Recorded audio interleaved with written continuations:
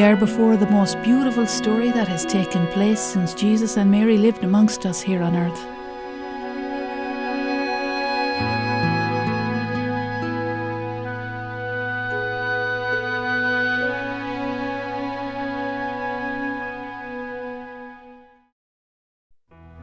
Where is Garabandal and what is it? Garabandal is an isolated village with a population of about 300 people in the Cantabrian mountains of northwestern Spain. The village is imbued with supernatural serenity and beauty. On June 18, 1961, 4 girls, Conchita Gonzalez, Jacinta Gonzalez and Mari-loli Mazon, who were 12 years old at the time, and Cruz Gonzalez, who was 11, were playing together in the village when they heard a sound like thunder. They were frightened and raised their heads to see where the noise came from. Suddenly, they saw before them the beautiful, resplendent figure of an angel. After a few brief moments and without a word, he disappeared. During the next few days, the angel continued his visits, during which he looked at them in silence and smiled.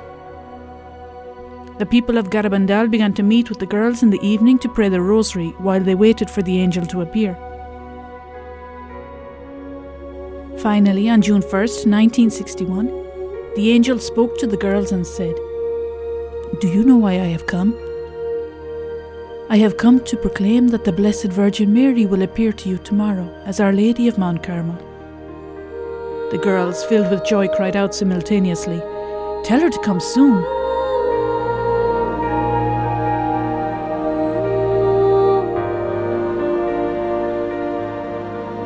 On June 2nd, in those days the feast day of the Visitation, at around 6 p.m, the girls were in the calleja, a stone path, when the Blessed Virgin appeared to them with the child Jesus and 2 angels. The girls recognized one of them as the angel who had appeared to them previously, who was later identified as Saint Michael the Archangel.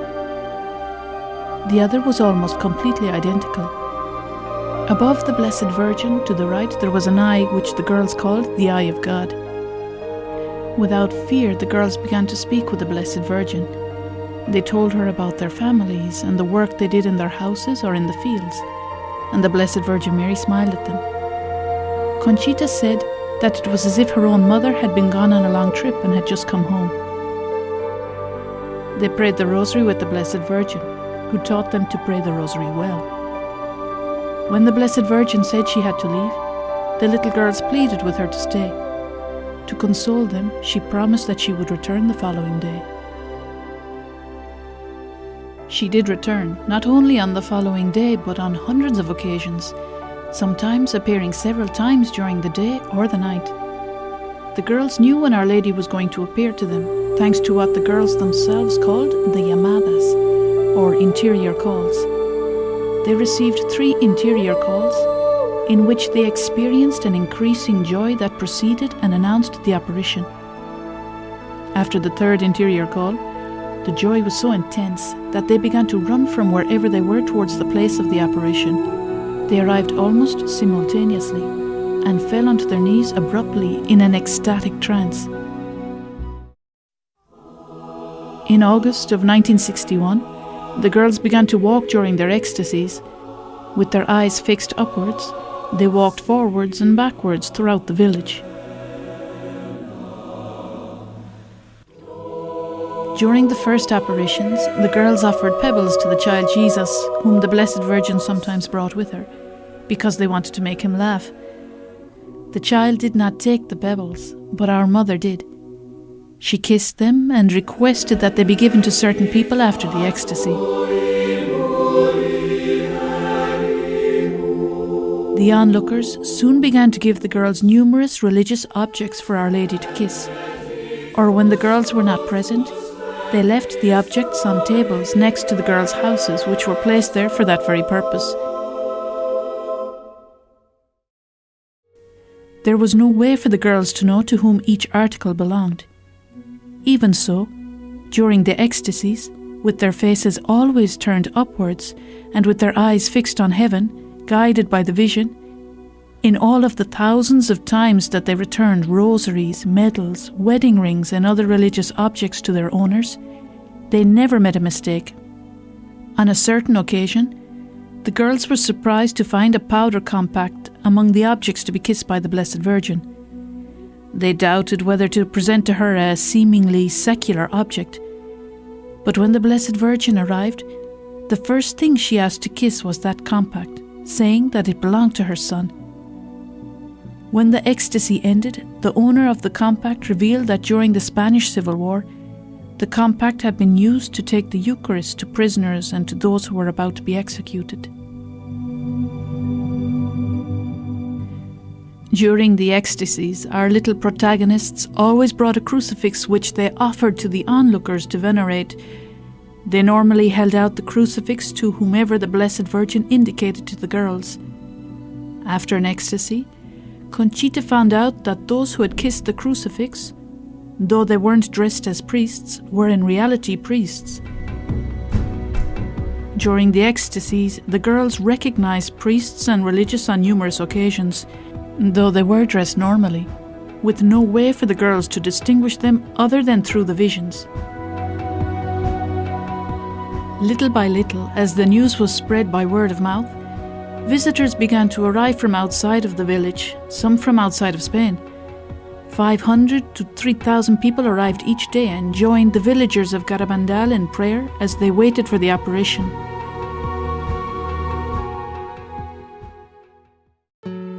Soon, many priests and doctors approached the girls during the ecstasies with the intention of judging whether the apparitions were genuine.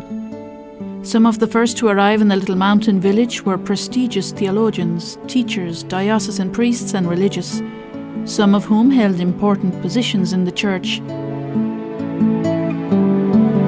They carried out their theological and doctrinal investigations and examined the girls' lives. They concluded that the girls were perfectly healthy and well-balanced. They did not crave attention, though at the same time, they had not completely overcome their childish ways, which emphasizes the fact that they were completely normal. They verified that in the months of the apparition, the girls did not neglect their educational obligations, housework, chores, or labor in the fields. Though during the apparitions, the girls sometimes stayed in vigil until early in the morning, suffering the harsh weather, rain, cold, and snow. The Blessed Virgin often repeated to them that they should be obedient to their parents. She also encouraged them to make sacrifices, especially for the holiness of priests, and so that those priests who waver might persevere. She taught them to detest sin and helped them to form their consciences by responding to the thousands of questions the girls asked her. The girls affirmed that after seeing the Blessed Virgin Mary, they yearned to love Jesus and Mary more, and to tell everyone about the Lord and His Most Blessed Mother. The simple and trusting relationship that the little girls had with their Heavenly Mother was truly exceptional. In certain occasions, she played with the girls, and she often said goodbye to them with a kiss.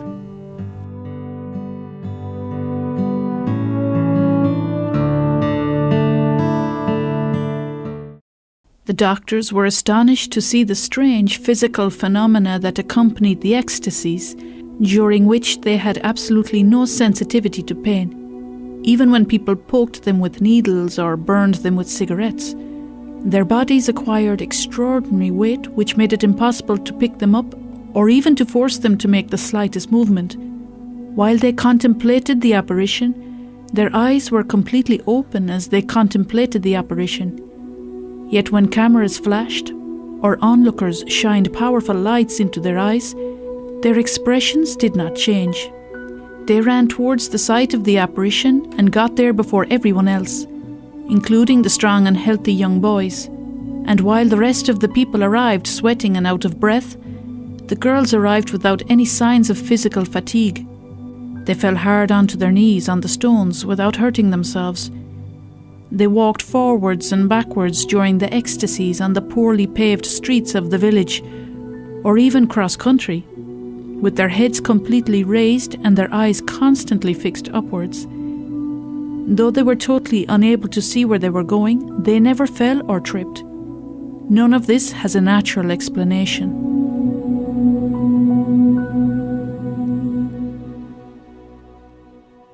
Amongst Amongst the many priests who went to Garabandal to study the events was Father Luis Maria Andreu, a Jesuit. He and his brother, also a Jesuit, Father Ramon Andreu, moved more out of curiosity than out of a hope to find something serious, visited Garabandal. They were convinced by what they saw that the girls were telling the truth. On August 8, 1961, Father Luis Maria Andreu made a second visit to Garabandal. That night, when the girls fell into ecstasy, he approached them to observe them closely. Suddenly, those who were with him saw that an indescribable enthusiasm invaded the priest. His face changed and tears began to fall down his cheeks. He suddenly cried out, "Miracle! Miracle! Miracle! Miracle!" In the car, as he returned to his residence that same night, his companions were impressed by the joy that overwhelmed him and by his complete surety as he spoke of the events of Garabandal. He repeated enthusiastically, "I'm so happy. The Blessed Virgin has given me an immense gift. We're so lucky to have a mother like her in heaven. There's no doubt in my mind that the visions are true. Today is the happiest day of my life." After that last phrase, there was silence. "Father, what's wrong?" Father Luis Maria Andreu had died. He was still a young man and had no known illness. The Blessed Virgin Mary told the girls that on August 8th, Father Luis Maria Andreu had not only seen her, but he had also seen the great miracle that would come. What did the Blessed Virgin mean when she said, "great miracle"? In October of 1961, the Blessed Virgin Mary revealed to Conchita the great miracle. Later, she also told the other three. Conchita says that it will be a Thursday at 8:30 p.m. and will last 15 minutes, but a visible sign will remain in the pines until the end of times. It will coincide with a great event in the church. The sick who are in Garabandal will be cured. The sinners will convert and the unbelievers will believe. Conchita will announce the date of the miracle 8 days in advance. In order to prepare us for the great miracle, a supernatural warning coming directly from God will occur. The warning will appear in the sky and will be visible to the whole world. It will be understood by everyone at the same time, regardless of their state of life or knowledge of God. It will be a terrible experience, but it will be for the well-being of the souls, because we will see interiorly, in our conscience, the good and the evil we have done. God desires our salvation. The purpose of the warning is not to cause us to fear, but to bring us closer to Him and to increase our faith. If the world does not change after the miracle, a chastisement will come. Conchita says, if we do not change, the chastisement will be horrible. Loli, Jacinta and I have seen it, but I cannot say what it consists of, because I do not have Our Lady's permission. October 18th, 1961 was a day of great importance in the history of the apparitions of Our Lady of Garabandal. It was the day that the Blessed Virgin Mary gave the girls permission to announce the first message. The heavy rain that did not cease during the entire day did not discourage the thousands of people who arrived in Garabandal that day. As the evening fell, the girls read the text of the message in the pine trees. We must make many sacrifices, perform much penance and visit the Blessed Sacrament frequently. But first, we must lead good lives. If we do not, a chastisement will befall us. The cup is already filling up, and if we do not change, a very great chastisement will come upon us. With the simplicity of a mother, Our Lady gave her children the advice that they needed to hear for the good of their own souls. If we don't choose the way of the cross, if the Eucharist is not the centre of our lives each day, if we are not good, if we do not convert, the Lord will have no choice but to intervene to make us understand the importance of what is at stake, our salvation.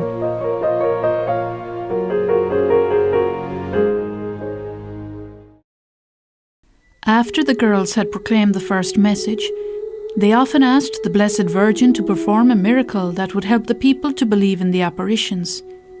When there was not Mass in the town, St. Michael, the Archangel, would bring the Eucharist to the girls so that they would not miss communion. One day, St. Michael told Conchita that on a certain occasion he would bring her communion, and the host would become visible on her tongue. Conchita did not think it was a very impressive miracle, because she thought that the host was always visible to those who were present.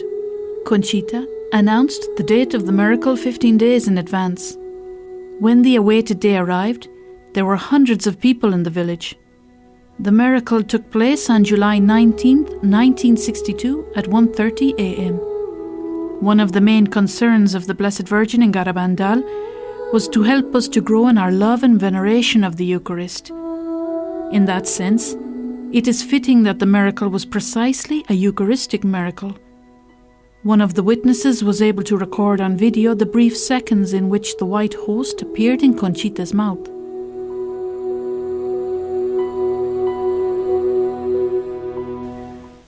During the first 2 years, the heavenly manifestations constantly increased in number, but starting in 1963, the girls had fewer apparitions, and sometimes Our Lady, or occasionally our Lord Himself, chose to speak to them through interior locutions.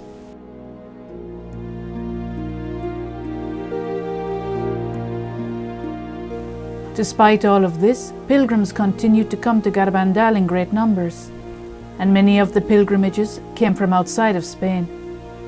The little village in the mountains received visits from important church figures, reporters from important news agencies, diplomats, entrepreneurs, writers, etc. Notable conversions and healings both of a physical and spiritual nature took place in Garabandal. Our Lady of Garabandal is specialized in healing hearts and souls.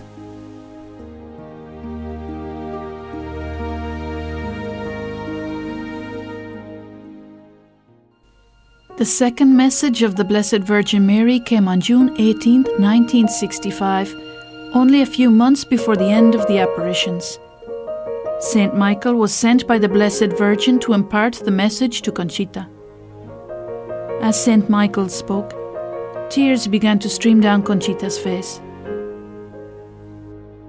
As my message of October 18th has not been fulfilled and has not been made known to the world, I tell you that this is my last message. Before, the cup was filling up. Now it is overflowing. Many cardinals, many bishops and many priests are on the road to perdition and are taking many souls with them. Less and less importance is being given to the Eucharist. You should turn the wrath of God away from yourselves by your efforts. If you ask for His forgiveness with sincere hearts, He will forgive you. I, your mother, through the intercession of Saint Michael the Archangel, ask you to amend your lives. You are now receiving the last warnings. I love you very much and do not want your condemnation. Pray to us with sincerity and we will grant your requests. You should make more sacrifices. Meditate on the Passion of Jesus.